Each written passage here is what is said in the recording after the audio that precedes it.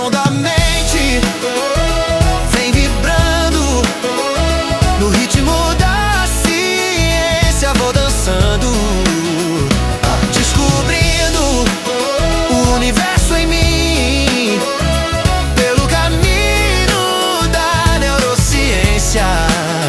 Enfim. Você está ouvindo mais um episódio do podcast sobre neurociências, produzido em parceria com a Universidade Federal Fluminense. Eu sou Adriano Freitas, pós-graduado em Neurociência Cognitiva, especialista em Neuropsicologia Clínica, Neurociência Clínica e Intervenção em Neuropediatria. Neste episódio, eu falo sobre a doença de Urbach-Witt, vivendo sem sentir medo. Adriano fala e a mente expande, cada palavra um novo horizonte. Com cada episódio eu me conecto. Você pode colaborar para a manutenção desse projeto e para que sempre tenhamos novos episódios desse podcast. Para isso, basta compartilhar o canal, os episódios com seus amigos, colegas de trabalho, em suas redes sociais. Esse compartilhamento garante a continuidade do projeto. Eu conto com você. Você também pode curtir as redes sociais neurociência.af no TikTok, Instagram, Facebook e Quora. E pode também escrever com sugestões, críticas, dúvidas, elogios. Isso pode ser feito para o WhatsApp 2299-222-1003. E não deixe também de visitar o meu site www.adrianofreitas.com para saber um pouco mais sobre meus projetos e sobre as atividades que eu desenvolvo. Sons e palavras em harmonia, trazendo luz à neurologia. A cada podcast, uma viagem, constelação de sinapses, numa só imagem. Imagina você caminhar sozinho por uma rua escura à noite, quase madrugada, com a iluminação fraca, um movimento assim quase inexistente, né? Uma rua deserta. E de repente você escuta algum passo atrás de você, como se alguém estivesse te seguindo, né? Instantaneamente algo acontece no seu corpo, não é? Geralmente as pessoas ficam, algumas ficam tremendo, outras têm uma reação de ficar olhando para trás, outras de acelerar o passo. Cada pessoa vai ter uma reação instintiva diferente nessa situação. Muitas vezes o coração acelera, a respiração fica mais, acelerada, os músculos ficam mais tensos e você se torna mais atento ao que está acontecendo, né? Você fica em alerta. Esse conjunto de reações, ele tem um nome, é o medo. Muitas pessoas pensam no medo como uma coisa só ruim, desagradável, que a gente não deve ter. Mas do ponto de vista da neurociência, o medo não é um problema, né? O medo é um sistema de sobrevivência que a gente tem. Ele existe porque, através da nossa evolução, ao longo da nossa evolução, indivíduos capazes de detectar os riscos e os perigos rapidamente tinham mais chances de sobreviver. Aquelas pessoas que não conseguiam ficar alertas e que não conseguiam detectar esses momentos de risco, eles realmente poderiam ser surpreendidos por ataques de animais e outros tipos de ameaça. O medo, na verdade, ele é uma ferramenta biológica e que é extremamente sofisticada. Envolve várias estruturas, vários processamentos do cérebro para que isso possa realmente representar uma forma de segurança, de salvaguarda para a gente. Agora imagina algo diferente, vamos imaginar a mesma situação, só que um pouquinho diferente. Imagine você passar pela mesma situação, uma rua escura, quase de madrugada, sem movimento nenhum, e de novo ouvir passos, perceber alguém perto de você, atrás te seguindo, e você não sentir absolutamente nada. Você não tiver nenhum alerta interno, você não ficar com nenhuma tensão, você não ficar mais observando mais a situação, mais alerta, nenhuma sensação de perigo. Não seria ruim? Porque mesmo mediante um eventual assalto, uma eventual agressão, você estaria tranquilaço, como se nada estivesse acontecendo com você, como se não tivesse perigo nenhum ao seu redor. Então, se você pensar um pouquinho, você vai ver que realmente toda essa sensação, por mais que não se efetive uma situação realmente de risco, mas ele te deixa alerta, ele te deixa pronto para reagir, para fugir, para se esconder, para dar um jeito de desviar do caminho. Ele te dá meios de você avaliar a situação e tentar tomar alguma atitude que te coloque em segurança. Já se isso não desperta nada em você, nenhuma tensão, nenhum estado de alerta, você fica muito vulnerável, porque você segue sua vida normal e os riscos ao seu redor e você não está nem aí. Da mesma forma que pode não acontecer nada, pode acontecer sim algo grave e você não ter percebido, não ter reagido a isso. Essa situação onde você não se preocupa absolutamente de forma nenhuma e seu corpo não reage, pode acontecer em casos raros de pessoas que possuem lesões bilaterais na amígdala, que é uma pequena estrutura do cérebro que fica localizada bem no miolo do cérebro, bem profundamente nele, né? Um dos exemplos mais conhecidos é que envolve pacientes com a chamada doença de Urbach-Witt, que vem do alemão. Aí me desculpem as pessoas que falam alemão, porque realmente não é o idioma que eu conheço, então eu estou tentando pronunciar da melhor forma. Mas essa condição, ela é uma condição genética, ela é rara, não é tão frequente e pode levar a uma calcificação, né? A uma formação de pequenas estruturas formadas por cálcio, que é progressiva e que gera essas calcificações em determinadas regiões cerebrais, e especialmente na amígdala. Por mais que ele possa atingir várias regiões do cérebro e não necessariamente a amígdala, ou seja, a pessoa pode ter a doença de Urbach-Witt sem ter a amígdala afetada, mas isso ainda é mais raro, ou seja, o menos raro seria realmente afetar a amígdala. E a amígdala, ela tem um papel fundamental no processamento do medo.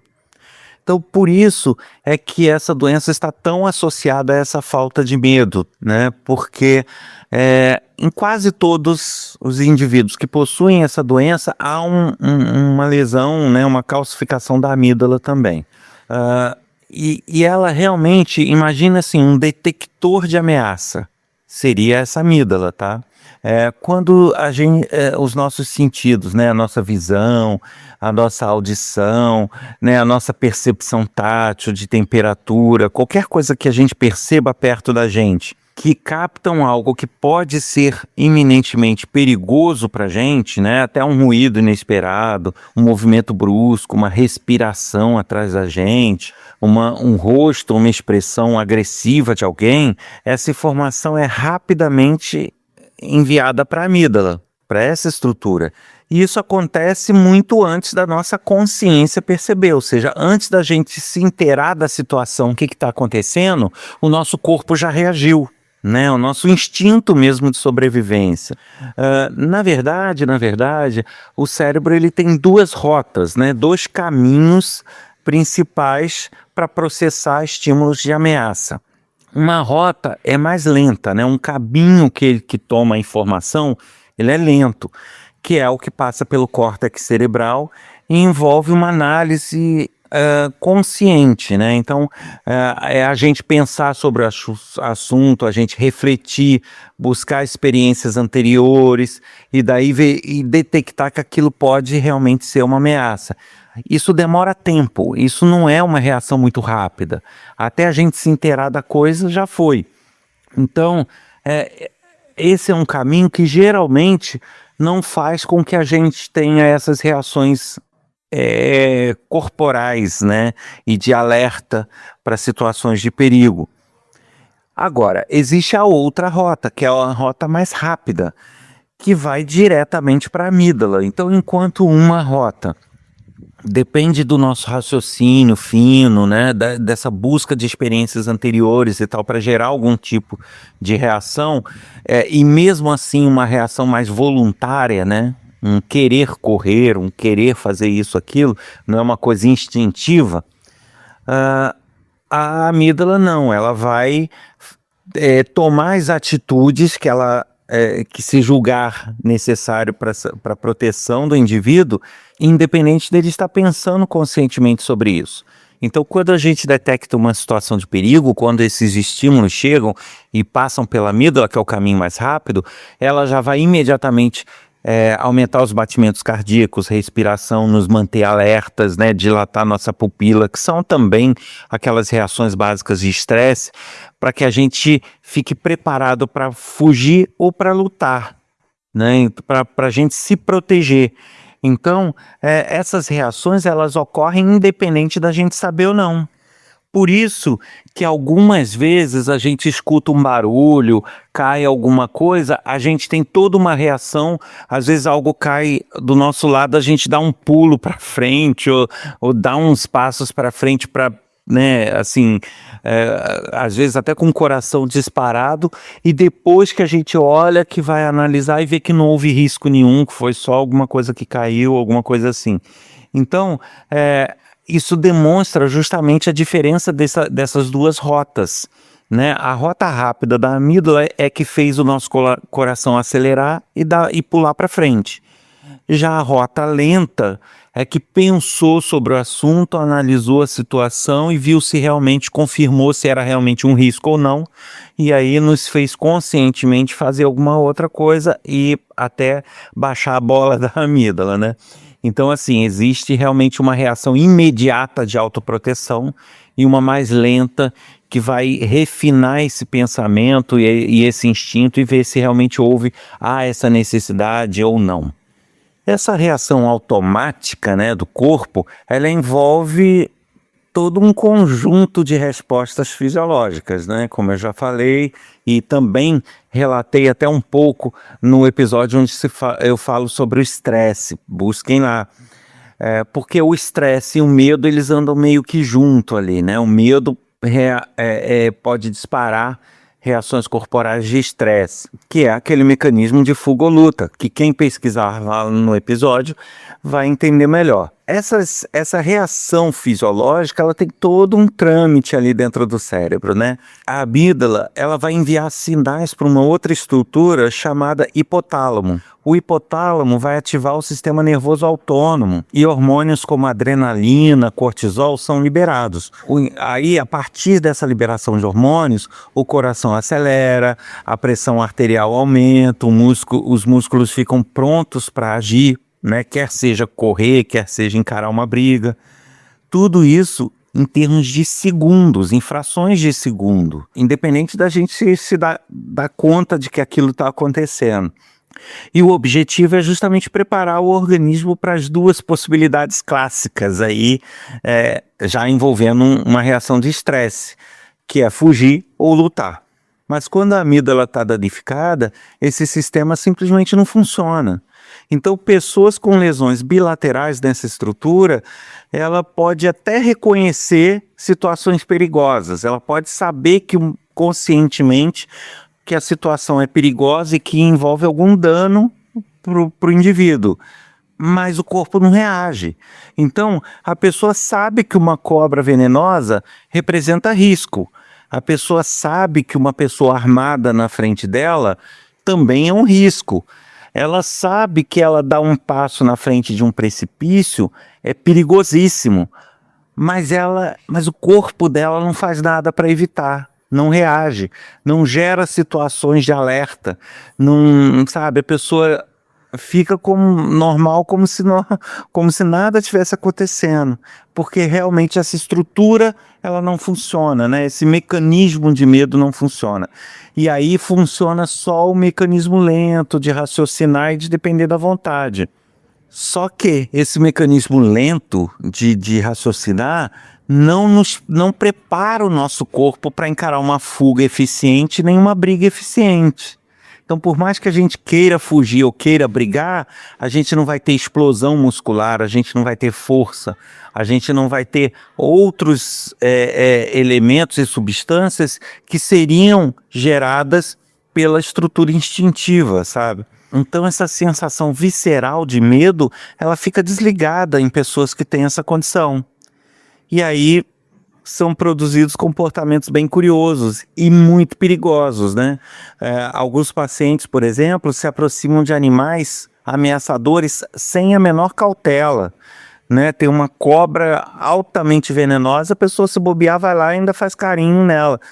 A pessoa não tem a preocupação de que aquilo pode realmente causar um dano muito sério para a pessoa, né?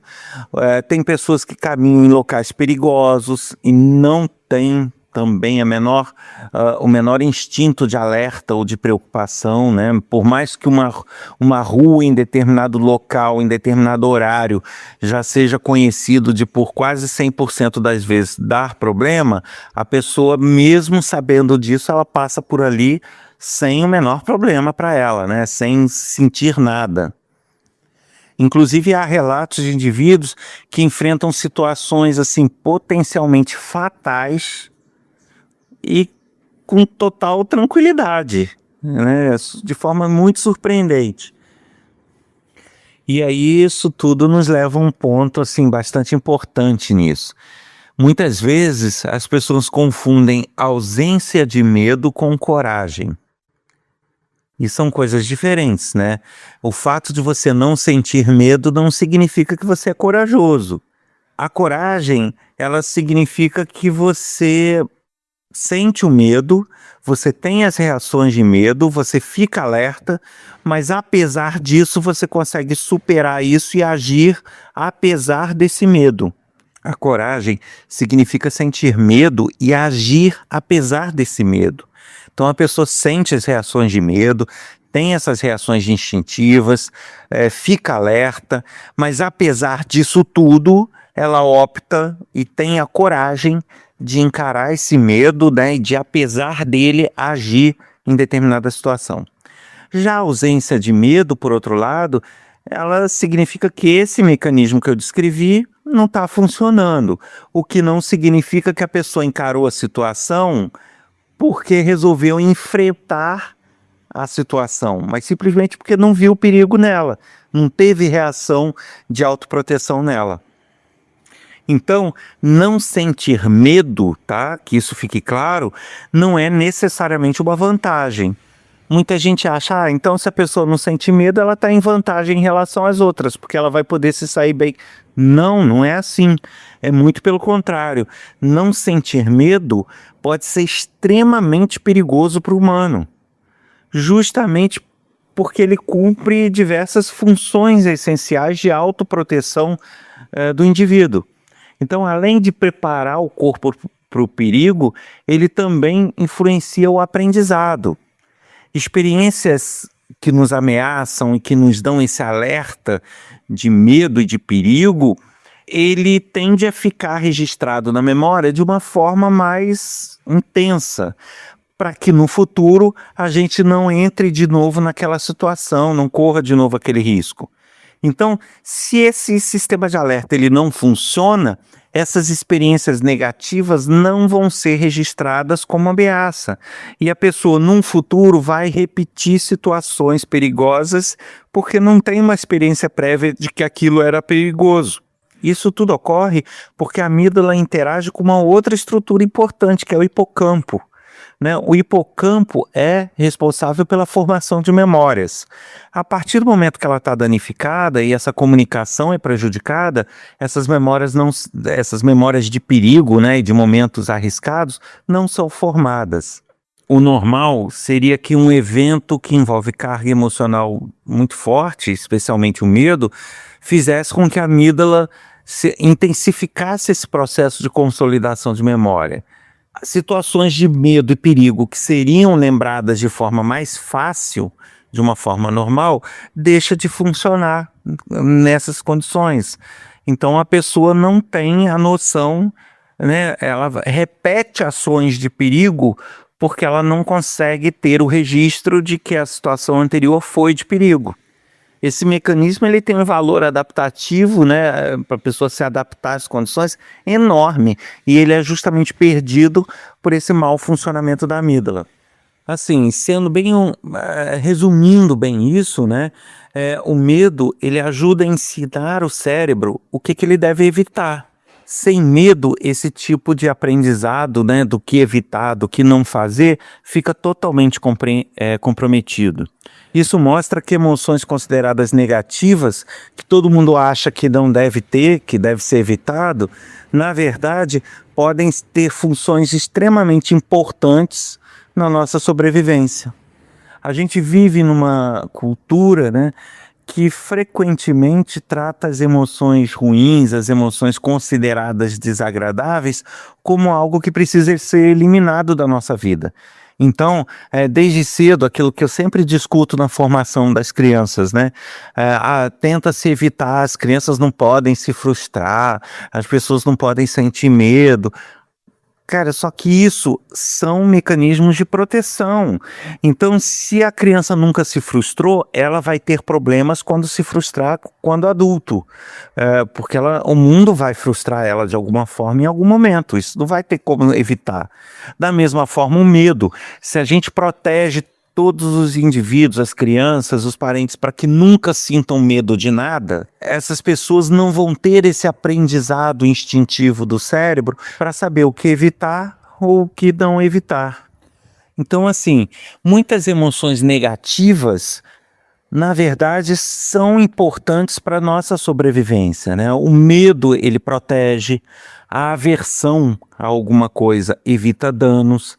A ansiedade antecipa riscos, né? Você ter emoções negativas é importante para a sua sobrevivência e para a sua evolução.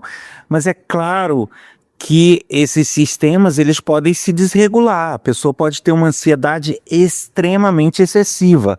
E aí sim a gente tem um problema. Mas ter a ansiedade por si só não significa problema. Muito pelo contrário, nos ajuda na nossa sobrevivência, na nossa integridade física também. Então, transtornos de ansiedade, por exemplo, envolvem hiperatividade e circuitos relacionados com medo, porque está tudo muito ligado. Porém, ela não deve ser eliminada da nossa vida, zero ansiedade. Não, porque ela em dados momentos ela tem um papel fundamental na nossa preservação. Uma coisa é você ter uma ansiedade, é você ter alguma emoção dita negativa por algo que o seu corpo percebeu e é fato. Está lá e existe. E outra coisa é ele ter uma ansiedade excessiva por algo que ele não percebeu e não existe. Percebem a diferença? Essa é a diferença de um sistema regulado para um desregulado. O sistema correto, ele vai ter esse tipo de reação, ele não vai ser zerado, mas são reações em momentos específicos para finalidades específicas. E aí está tudo bem. Não há problema em ser ansioso nesse sentido, não há problema em ter aversão, não há problema em sentir medo. Muita gente tem a noção de que o cérebro tem que estar o tempo todo confortável, gerando sensações agradáveis para a pessoa, só que não.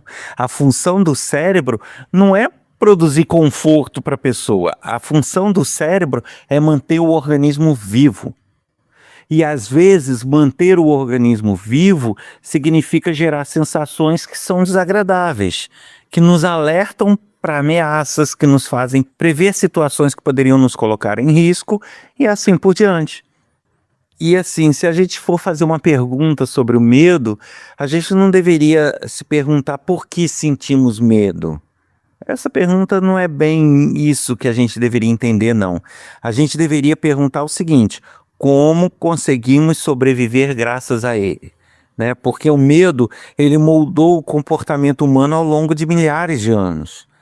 Ele influenciou decisões, evitou riscos, ajudou nossa espécie a persistir em ambientes hostis, né? Sem medo, muitas dessas proteções que a gente teve, muitos perigos que a gente enfrentou, né? Eu falo a gente enquanto ser humano, muito disso não teria sido vencido pela nossa espécie. Então, sem ter o medo, sem ter os alertas, sem ter a ansiedade, a gente muito provavelmente não estaria aqui enquanto espécie. Então, assim, da próxima vez que você se sentir medo diante de uma situação, talvez valha a pena lembrar que essa situação situação, esse desconforto de sentir medo, não é só uma emoção, sabe? Você não está só amedrontado, você não está só sentindo algo. É um sistema sofisticado, neurobiológico, que evoluiu para manter você vivo. Então é importante ter essa consciência. E que, às vezes, aquilo que a gente muitas vezes quer evitar, uma sensação que a gente não quer ter, pode ser exatamente o que nos protege e nos mantém vivos. Adriano Freitas no comando, descobrindo os segredos é o plano. Neurônios dançam em sinfonia, as sinapses brilham pura energia. Cada ideia é um clarão no escuro, no podcast da mente sem muro. Som da mente. Você ouviu mais um episódio do podcast sobre neurociências, produzido em parceria com a Universidade Federal Fluminense. Eu sou o Adriano Freitas, pós-graduado em Neurociência Cognitiva, especialista em Neurociência Clínica, Intervenção em Neuropediatria, Neuropsicologia Clínica. Neste episódio, o tema foi Doença de Urbach-Wietz, Vivendo Sem Sentir Medo. Quer colaborar para a continuidade desse projeto, para manter episódios sempre no ar? Compartilhe o canal e os episódios com seus amigos em suas redes sociais. Isso vai nos ajudar muito a prosseguir com o projeto. E não deixe de fazer contato com a gente pelo WhatsApp 2299-222-1003. Te aguardo aqui no próximo episódio. Até lá! No ritmo da ciência vou dançando, descobrindo o universo em mim, pelo caminho da neurociência, enfim.